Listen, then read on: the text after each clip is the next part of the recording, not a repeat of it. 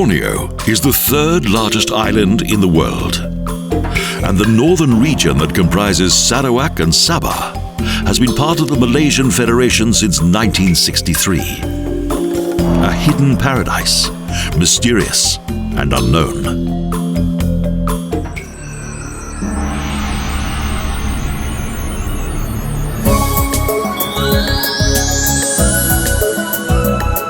We start in Sarawak in the northwest of the island, in the capital, Kuching. In recent years, the city of cats has seen much growth and modernization. However, the old town has retained its Chinese character, and there are no traces of cats. Its name originated due to a misunderstanding. Chinese settlers once took part in a revolt against the Sultan of Brunei, who owned Sarawak.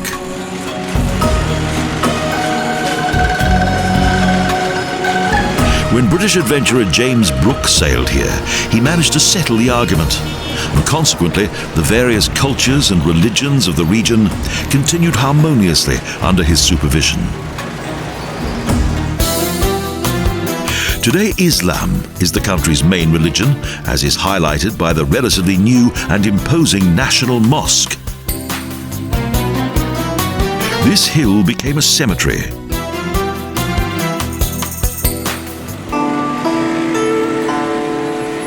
The produce displayed in the market is extensive: vegetables and fruit, meat and fish, and it's all very fresh. The Sarawak River divides the city in two, and on one of the banks are the buildings of Kampung Boyan, an old water town. Situated on a hill is Fort Margarita, a fortress that dates back to 1841. And behind it is the new and contemporary seat of government.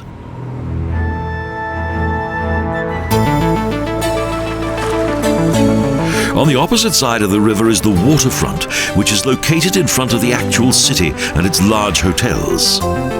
There's a promenade, and also boat trips across the river.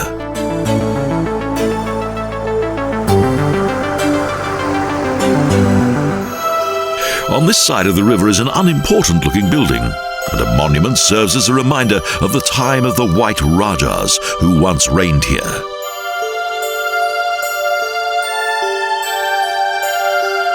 This peaceful land delighted the Sultan, so he presented Brooke with Sarawak. In 1888, the British Crown took power. The British Empire had various buildings constructed in Kuching, but the ethnic groups were content to remain within their own surroundings. The city's industrial prosperity is plain to see from a boat on the Sarawak River. And the South China Sea isn't far away. On board, dance adds to the pleasant evening atmosphere as the ship returns to the glimmering waterfront.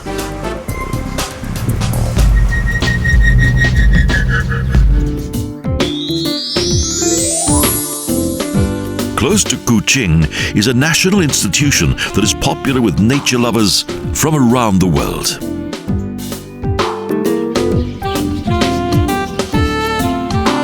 First, a short explanation. And then we enter their territory. That of the forest people. A rehabilitation center for orangutans.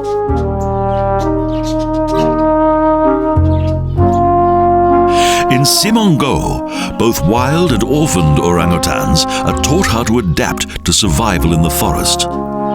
They're given food and hide in the treetops. During feeding time, the animals can be observed and photographed. Most of the time, they're well camouflaged high up in the trees.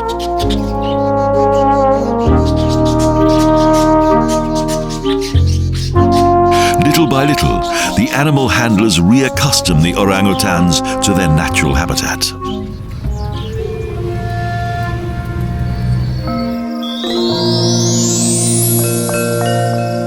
Our next trip leads through the jungle to a village of the Bidayum Tribe and to the border of the South Indonesian section of the island.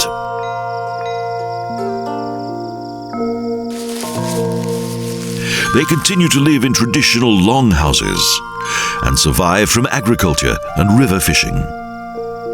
The village is situated close to the river bank. Outside their dwellings, grain is laid out to dry. It's a common sight here.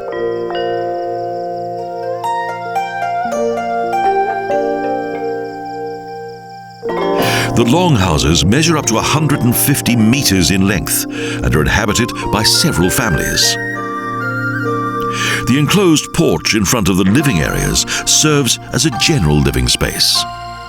Daily life takes place outside and as a family unit.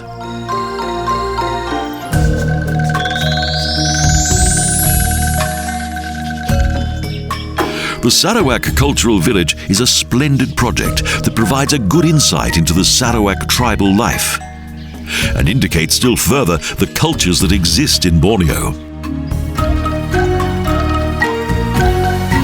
The museum village is located within a large natural area and is divided according to ethnic groups. Their post houses can also be visited.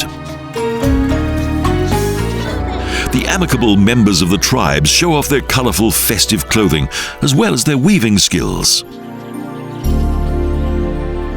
The traditional settlements of various tribes have been built around a lake, and several times a day a sparsely dressed hunter demonstrates the art of blowpipe hunting.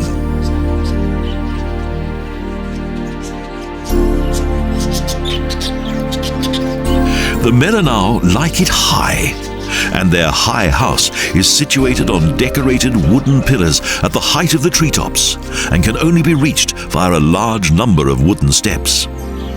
This tropical region is typical of Borneo, with much water, dense vegetation and an abundance of flowers. The variety of building styles is an impressive sight.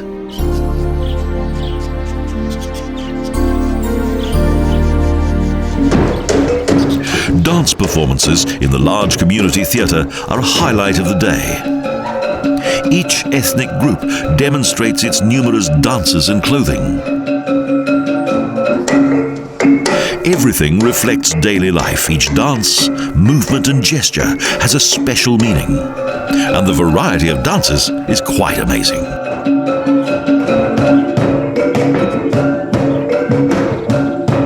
Iban, Bidayu, Orangutan, Melanau, Malam and China. Each of these tribes has retained its ethnic identity and lives together in harmony. But this is typical of the country as a whole. The way to the Damai coast travels past traditional buildings built on posts and lush, green scenery.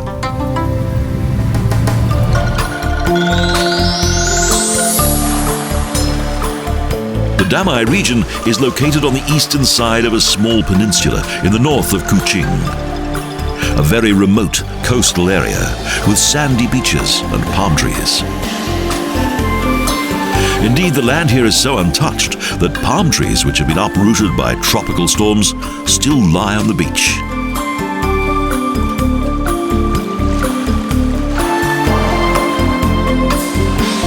The colours of the South China Sea are truly fascinating. So it's hardly surprising that international tourism is all set to discover this exotic paradise.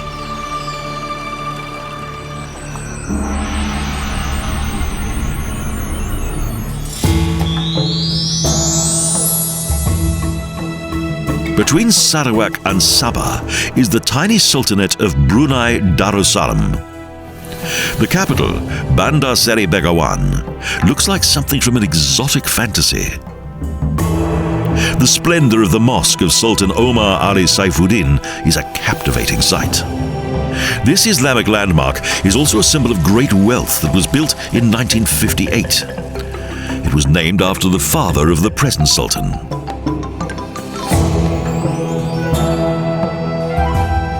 The same dynasty has been in power here since the 15th century, when the country became an Islamic sultanate due to a marriage. Then Islam extended throughout Borneo. Today's Brunei is also known as Darussalam, meaning place of peace. But it has not always been peaceful.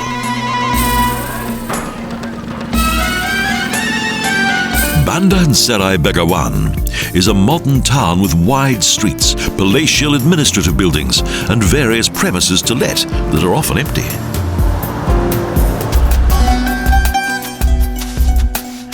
Islam is the state religion. The monarch assigns the faith. His is an absolute command to which the people must obey.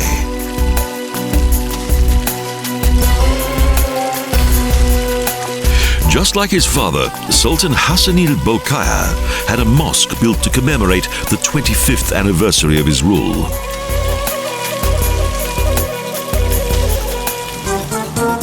Boats travel to the morning market, where the calm atmosphere is in stark contrast to modern civilization.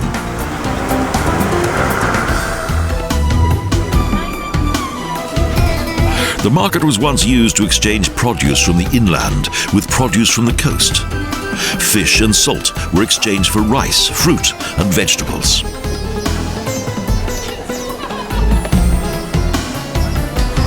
From the central boat harbour, we enter another world.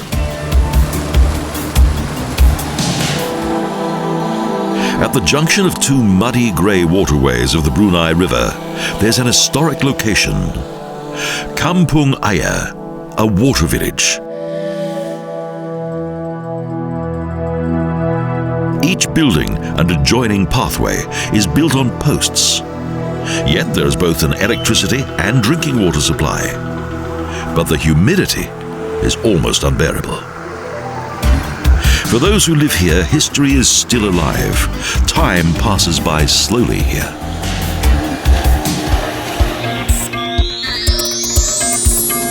Speedboats take passengers to the most remote places of the Sultanate. The experienced and skillful boatmen navigate at great speed through the impenetrable-looking mangrove forest. On a longboat of the primeval inhabitants, we penetrate deep into the jungle. Our destination is the Temburong National Park, an untouched area with tropical lowland jungle that has been a conservation area since 1991. Hundreds of steep steps lead to a popular attraction, a canopy walkway. 5 watchtowers are connected by various chain bridges, high above the treetops. The Temburong River flows gently along the wide riverbed. Occasionally there are rapids. It's a river of many moods. Back to civilization.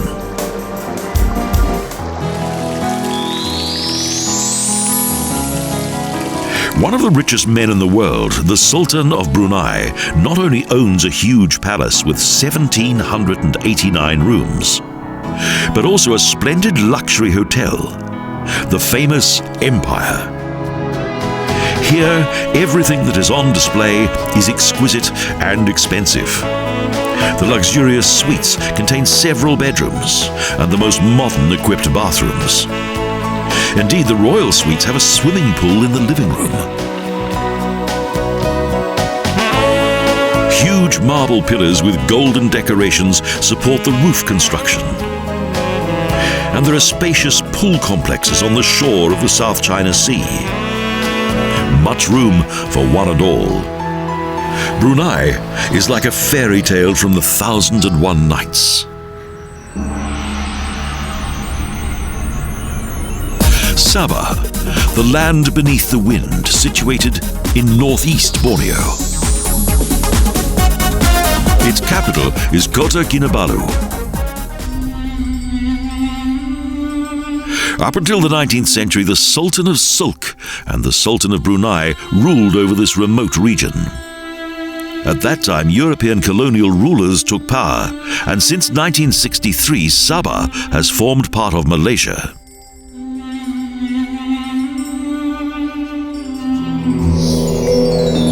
In the Kampung Boyan open-air museum, the city's inhabitants have the opportunity to learn of their traditional roots.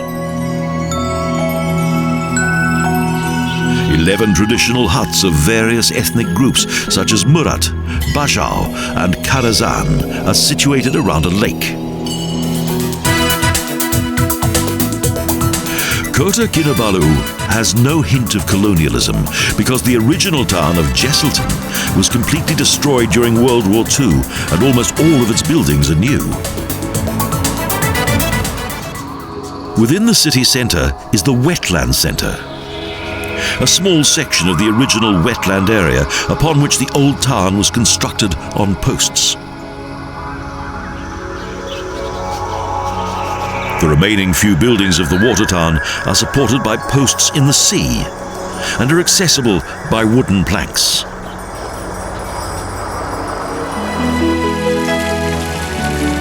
The beautiful city beach with its tidy promenade is very popular with the local people. The large Masjid Negara is a typical example of modern Islamic architecture. The most modern mosque in Malaysia accommodates 5,000 worshippers. During the day, fishing boats lie at anchor in the harbour. In the evening, the fishermen embark on their nocturnal journey and in the morning deliver fresh produce to the markets. Due to the scorching daytime heat, the harbour's night market is a popular meeting place. Several market stalls sell fish and other seafood in the open air. Next to the market in the Pasar Kratagan, more goods are displayed. Small kitchens offer countless tasty dishes. And there's a good variety of local fruit and vegetables. A real joy for the senses.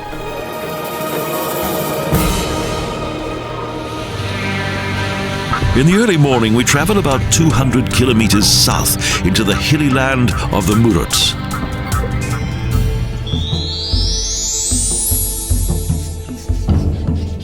Close to Tinom, the Malayan government created a park in which the country's flora is on show in all of its glory.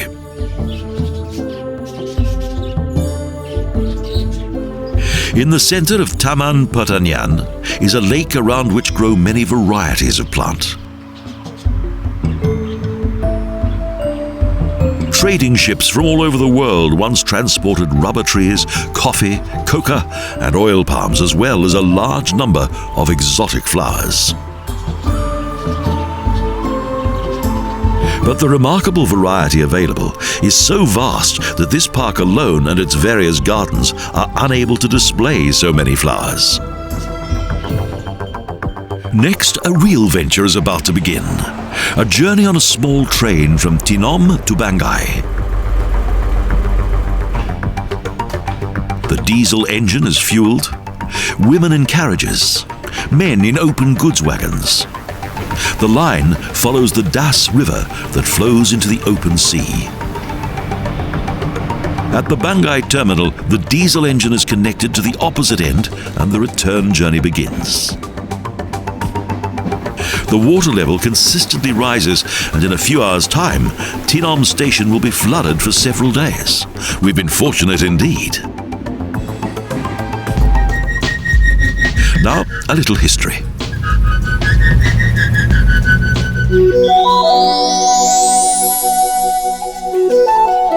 The MonsoPiad culture village was named after the legendary warrior of the Karazan Dusun tribe. It's an idyllic setting on the banks of the Putatan River. The colourful museum village features a tribe that lived 300 years ago. Here, visitors can delve into the spiritual world of a bygone age. There are customs and traditions. Stories of the headhunter MonsoPiad and the female high priest who once ruled the village.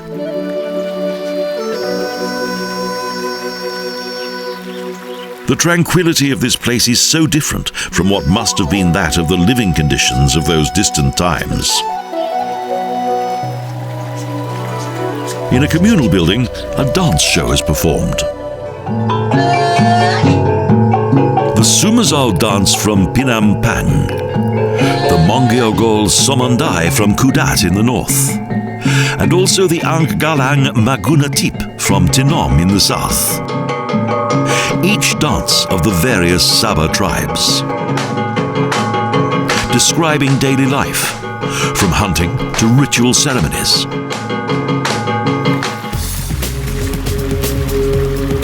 But the highlight is the House of Skulls outside the village, where 42 human skulls are stored beneath a roof. MonsoPiad is said to have hunted the village's enemies, and the many heads demonstrate the extraordinary courage of that great warrior.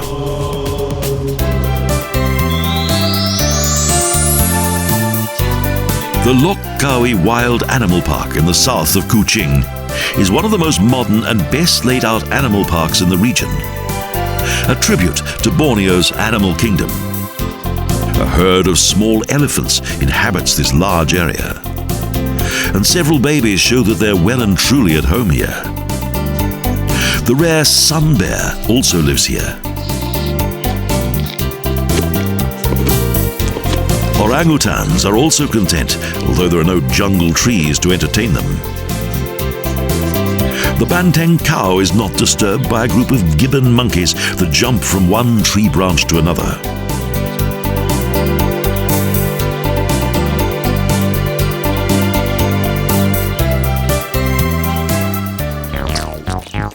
But the park's biggest attraction is the proboscis monkeys, who are rarely seen in the wilderness.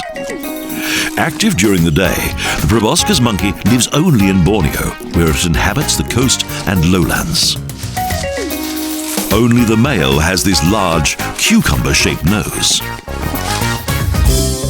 A Malayan tiger watches the small train that travels through the park. And experienced staff members of the zoo explain the work that is being done for the orangutans. These peaceful brown apes live in the jungle and are the closest relatives of man in the animal kingdom.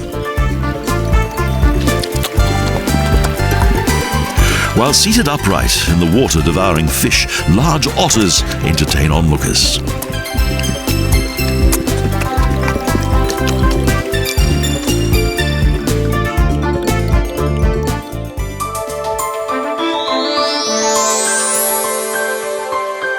In the northeast of Sabah is the majestic Mount Kinabalu. At 13,432 feet above sea level, the highest mountain between the Himalayas and New Guinea. It rises from the tropical lowland jungle up to the sparse granite regions. The huge national park extends around the mountain. The dense flora of almost every climatic zone can be found here, from tropical vegetation in the plains to alpine flora, a unique variety from around the world. Many varieties of orchid and other tropical plants are to be found in the Botanical Mountain Garden. A round trip provides us with good insight into the park. Only here grows the rafflesia, the largest flower in the world. It grows in a year, blooms for a week, and weighs 9 kilograms. Ayapana Poring is situated at the edge of the park. It's a place of relaxation. During wartime occupation, Japanese soldiers dug out hot sulfur spring basins within the lowland jungle. Some years ago, a canopy walkway was built, a row of chain bridges at the height of the treetops. And on narrow wooden planks, we walk above the deep abyss below.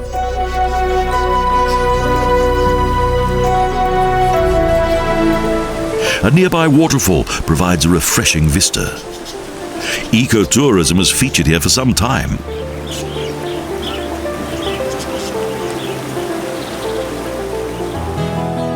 Borneo is a country of natural wonder, full of adventure, a land of headhunters, mysterious cultures, and exotic wildlife. An island far off the main tourist trail, a hidden paradise set amid the South China Sea.